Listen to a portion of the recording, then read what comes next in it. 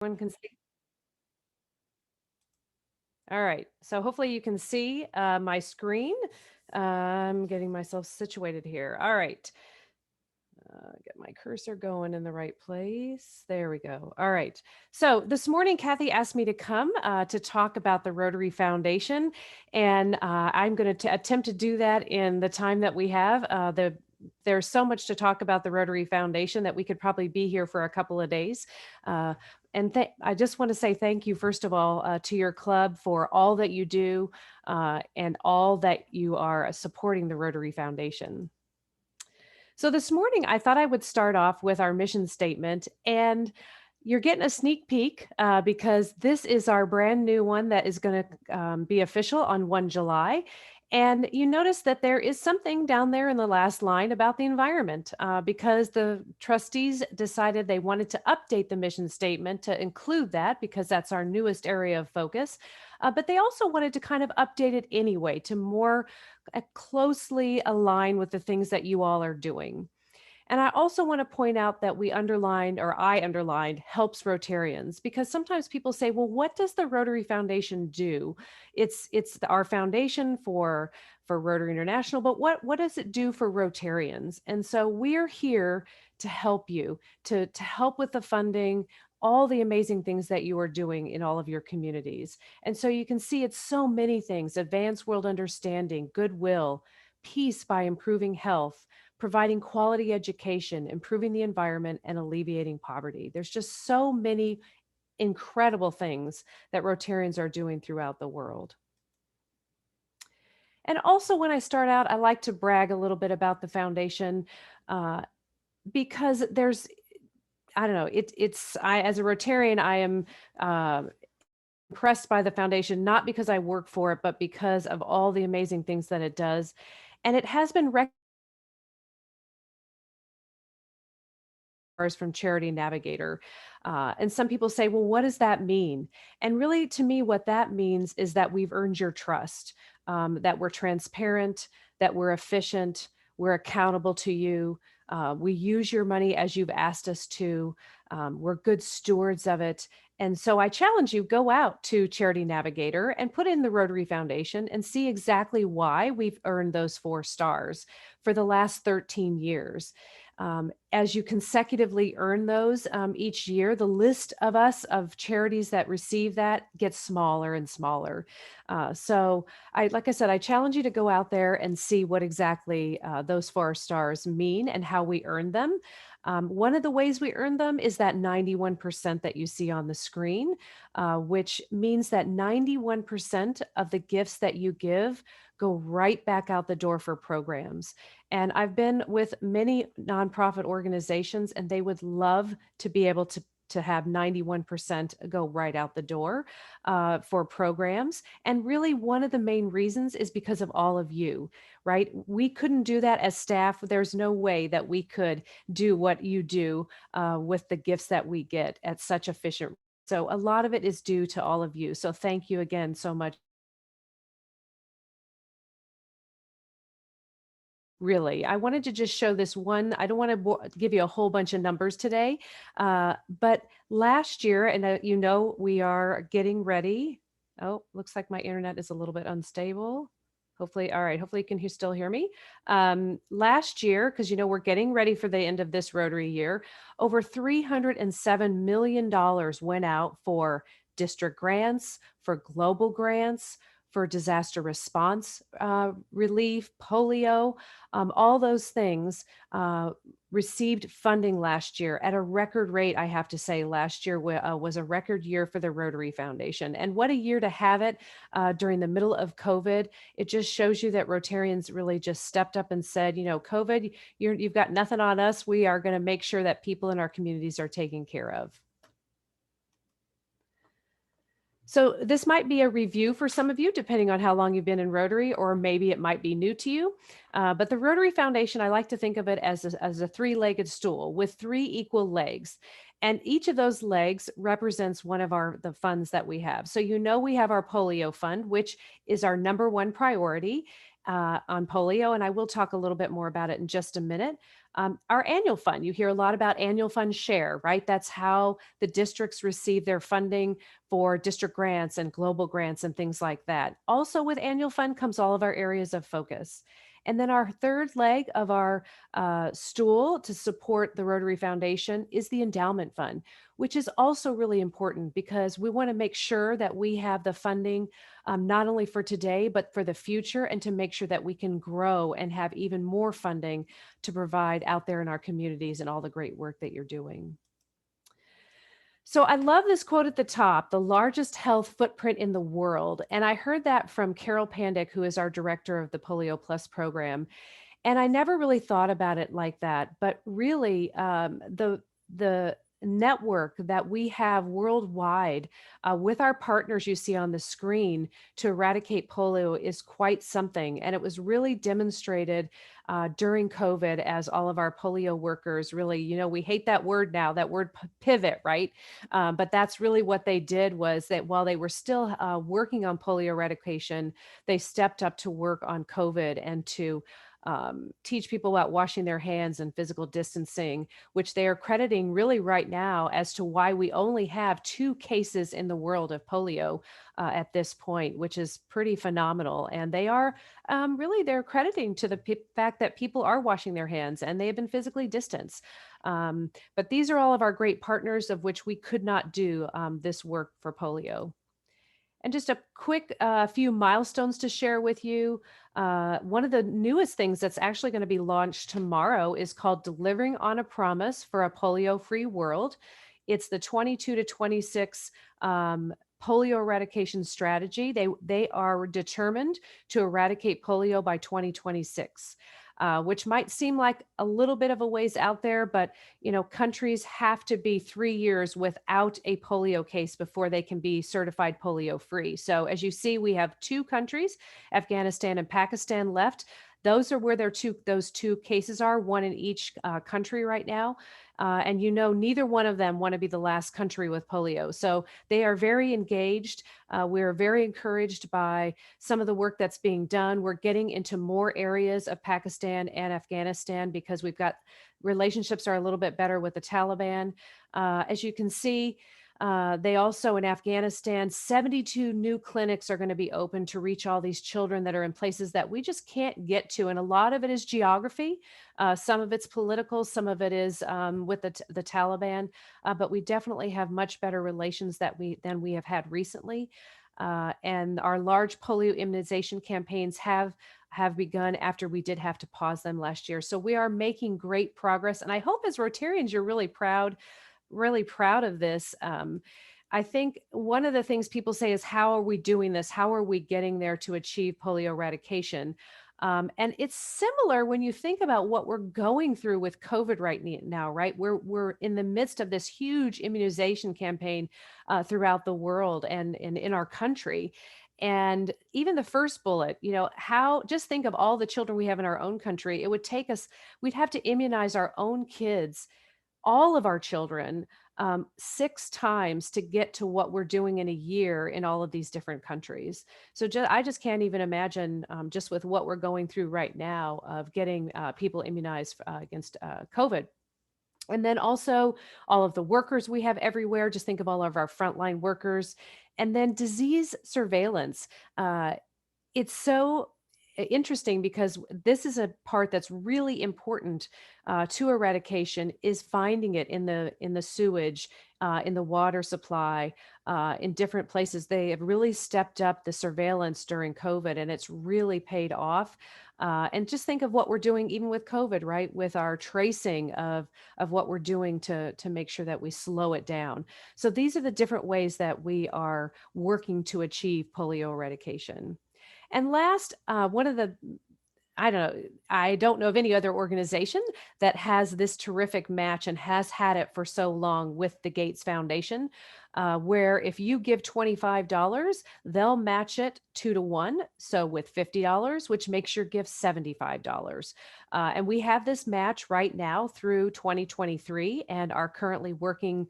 Obviously, we want to make sure we have it through 2026 if that's indeed when we can get to eradication. But that's what they're working on right now to extend that match. But we're very grateful to that. Every year, the Rotary Foundation does have to raise $50 million in order to receive that match. And so far, we have always met that goal. So hopefully, fingers crossed, we will get there with this year's goal. And so the other thing I'll talk about really about giving today, besides polio, which is extremely important, is annual fund share, which a lot of people hear a lot about, which is pretty obvious, right? We want all that money to come back into the district to help it.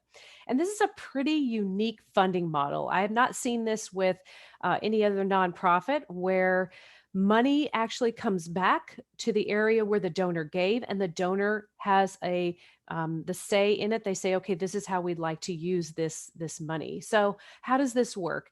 Well, let's say you give a gift to Annual Fund Share, let's say $100, right? And so you give that gift, and then it's invested for 3 years. And the growth on that investment is what the foundation uses for operations. And when that 3 years is up, then that $100, it not deducted or anything, nothing's taken out of it. That $100 then is split between what we call the World Fund and the district designated funds, or that DDF, right? We have all these acronyms just like anywhere else. And so the World Fund is under the trustees decide. They say, well, we're going to use it for global grant matches, which you probably know about as a club that does global grants, or maybe it goes to the Rotary Peace Centers, or it went to disaster response this past year, or it matches some of the polio matching, so that they decide where that money goes. And then on the district side, the district, you benefit from those district grants where you get the money that I think you all used for a playground, if I'm remembering right, when I went out and looked at all the amazing things that you all are doing out there. And then you also can use it in the district for global grants, or maybe you give to the Rotary Peace Centers or for scholarships. There's so many different things that the district can do with that money. So it's important to give to Annual Fund Share because the more you give to it, the more then that can come back to the district. And the other thing that is also really important with our areas, with our annual fund, is our areas of focus. Our areas of focus just grew by 1 in the past year to include, you see that these are our brand new icons that you can see. I heard something about the brand center. These are our brand new icons that you can get in the brand center, but the environment, actually, it will go live on 1 July. So if you are doing a global grant, that's when we will begin with something like global grants and environment. But Rotarians ask for the environment. On September 11th, you're going out to clean up the river. Perfect example of Rotarians in action in this important area of focus.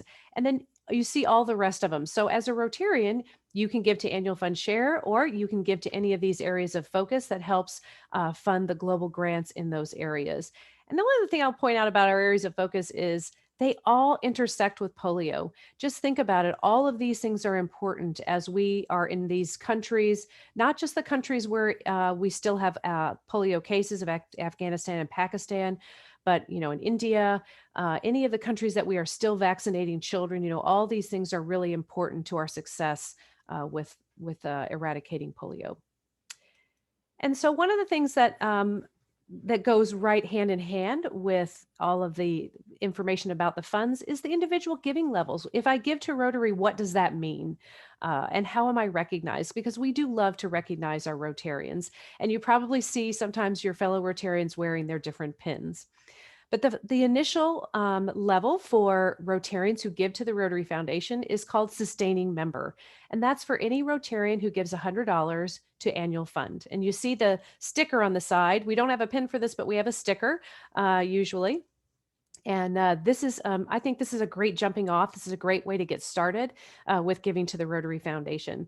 And all of these gifts, when you give to the annual fund, they count for your Paul Harris Fellow, your Paul Harris Society, major donor, and of course your club recognition banners, which are really important. I know there's a lot of competition between all the clubs with all the banners that they do earn through giving to the Rotary Foundation. And I mentioned these two, which can be a little bit confusing because, of course, they have very similar names. And Paul Harris was one of the original founders of the Rotary Foundation. And this is how they wanted to honor him. And so these are two different ways to give. And I'm going to take just a quick sip of coffee. All right. So what's the difference between them? So Paul Harris Fellow is, you can see on the side, are those 8 pins. There's 8 different levels for Paul Harris Fellow giving. And for each $1,000 that you give or earn through points takes you up a different level. So you can give personal contributions to the annual fund, to polio, or to an approved global grant, and you will earn for every dollar you give a point. So they're called Paul Harris Fellow points. Now, you can also receive points from other Rotarians. Let's say I did a great job on a fundraiser that our club did, and a fellow Rotarian said, Laura, you did such an awesome job. I really want to give you 500 of my Paul Harris Fellow points. And so you can give those away to your fellow Rotarians. You can, sometimes people do them for their family. They want to recognize their spouse or their children. You can do that. There's many different ways to use Paul Harris Fellow points. There's also club and district matching programs. I know your district likes to do a matching program at the district conference, and they'll say if you give a certain amount of money to the Rotary Foundation during the district conference, we're going to either match that point, dollar for dollar, or maybe we'll give you 50 cents on the dollar, however they want to do that matching program. And that's a great way if you're looking, you want to get to the next Paul Harris Fellow level. And so maybe you give $500 and maybe the club does a match and says, well, if you give $500, we'll give you 500 points. So it's just a nice recognition tool, and also just a nice way to earn those points with the Rotary Foundation. Now, the Paul Harris Society, it's just a little different. You see the chevron on the side, and you can wear it in conjunction. You see the holes on the top. You can put your Paul Harris Fellow point pin on the top of that. But this is when someone says to the Rotary Foundation, I'm going to do my best to give $1,000 a year to the Rotary Foundation, to Annual Fund, Polio Plus, or to a global grant. And so the difference is you can't combine points with Paul Harris Society. Paul Harris Fellow, I always want to put the P behind it, right? Paul Harris Fellow points, because it's the only one that you can combine points and dollars with. Paul Harris Society is cash each year that you give to the Rotary Foundation. And then the last level I'll talk about here with annual fund and outright giving is major donor. You do have major donors in your club, which is wonderful. And this, again, is also all outright giving, and it can be either through an individual or couple Rotarians. Your giving can be combined to reach these different levels. At the $10,000, you become a major donor level 1. And so this, like I said, can be cumulative, or it can be over time. Or it can be all at once, sorry. And there are many different ways that you can achieve major donor. And there's the pin that you get. There are 4 different pins for the levels and the crystal. So if someone says, Laurie, I would like to be a Paul Harris Society member. Okay, that's great. So how do I do it? What kind of ways can I give to the Rotary Foundation? And so, of course, you can send things in the mail through checks into the collections drive and send it in. Works perfectly fine. You can also go online, which I would highly recommend right now as we get toward the end of the year. If you're looking at a donation before 30 June, definitely do it online, with our mail system being a little bit iffy at times, just to make sure if you're looking to get it in this Rotary year. You can certainly do that by credit card online. You can even call the Rotary Support Center, and they will help you process a credit card over the phone. We have Rotary Direct. That's something that I do as a Rotarian. It's so easy to sign up for Rotary Direct online. You with a gift of $10 or more, you can sign up with Rotary Direct. You can do it monthly, which is a great way to be a sustainer. You can do it, or even Paul Harris Society. You can do it annually, biannually, quarterly, however you want, for the amount. With the credit card of your choosing, and you can go in and change it at any time, and also do the designation, right, of what it is that you'd like to support. We also do pledges of $10,000 or more. If you're looking to be a major donor and you don't want to do it all at one time, you can do a 3-year pledge, and maybe you might use appreciated stock, to make those payments each year. Or if you're of that age and want to do a qualified charitable distribution from your IRA, happy to help you do that as well. Or donor advised funds, which have become a lot more popular in the last few years, especially. A lot of Rotarians are using their donor advised fund to make distributions each year to the Rotary Foundation. So there's so many ways that you can support the Rotary Foundation. We try to make it as simple as possible for you. And the last area that I'm going to talk about really is the endowment, which I don't think is talked about as much, but as I talked about that stool in the beginning, really that third leg is just as important because we not only want to sustain our funding every year through annual, but we want it to grow. And we want to provide that long-term funding for programs we're doing now and things that, we don't even know what our future Rotarians are really going to be able to do or what they're going to want to do, but we want to make sure that they have the funding for those things. And so this is really an important aspect of the Rotary Foundation. I love this visual because it's like we're the trees, right? We as Rotarians right now we're planting those trees so that future Rotarians can benefit from that fruit, right? Whether you love apples or peaches or pears or whatever it is, but it's important to provide that sustainable funding for the future. And the Rotary Endowment works just like any endowment. With annual fund, your money goes in, except for share, which is invested for 3 years, but usually it's used pretty quickly and then it's gone, right? With the endowment, if you give, let's say you give $1,000 to the endowment, that $1,000 is going to be invested forever.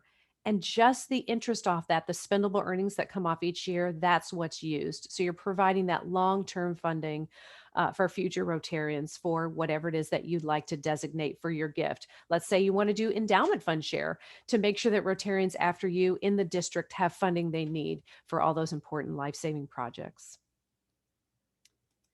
And so for the individual giving and recognition, it's just a little bit different on the endowment side.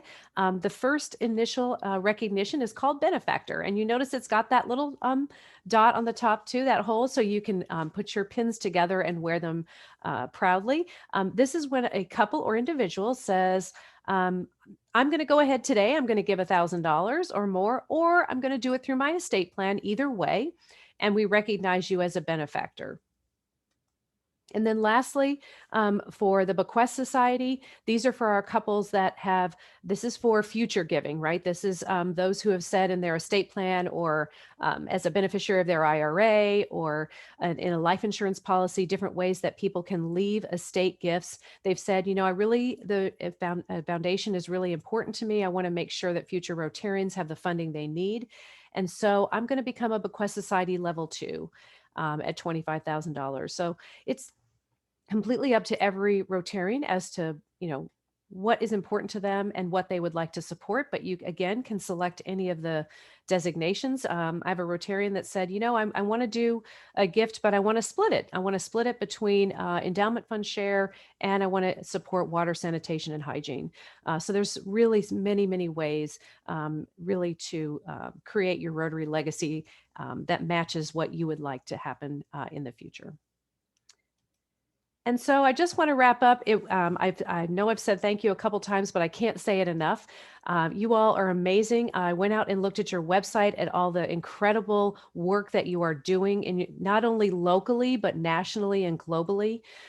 Your project list is incredibly long, and I'm sure I could probably learn a lot just hearing from all of you and all the things that you are doing.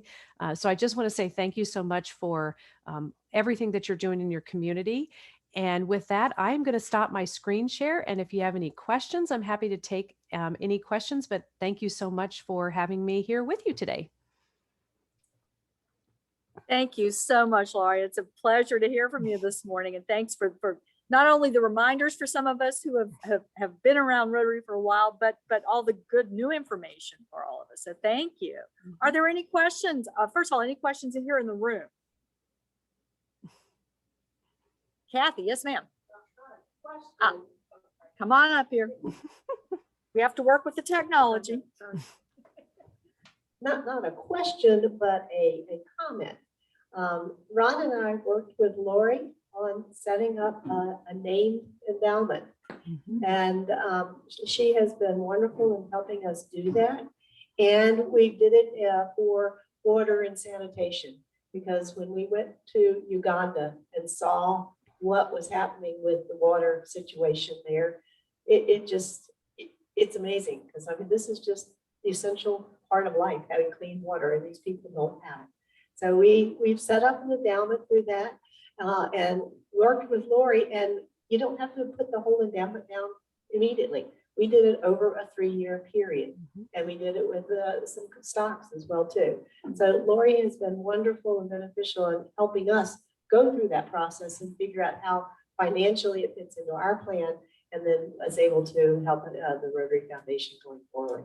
So I just want to say thank you, Laurie, for all your help in doing that. Of course. Thank Thank you you, all. Kathy. Thank you for your generosity. And that's a great example of a way to create something for Rotarians or a Rotarian couple that matches, what's really important to them. Are there any other questions? I'll just throw a couple other facts at you just because I just got them. It's good and bad. We have run out of World Fund this year as of 2 days ago, and we've processed a record 1,957 global grants. So Wow. it is amazing what Rotarians are doing in the middle of a pandemic. Global grants has just grown exponentially and just incredible. And the other thing is, for those of you interested in the Rotary Peace Centers, which I didn't really have a lot of time to mention at all this morning, we have 7 of those, but we just are in the midst of Peace Fellow applications. And we also had a record year for that as well. We had over 1,300 applications for the Rotary Peace Fellowship Program, where we only can take 130. So it's going to be very competitive as to who is selected for that. But just again, that program's growing as well. And we were just stunned at how many applications we got this year. Yep. Any questions from the Zoom members this morning? All right. Well, again, thank you so much, Laurie, for taking the time.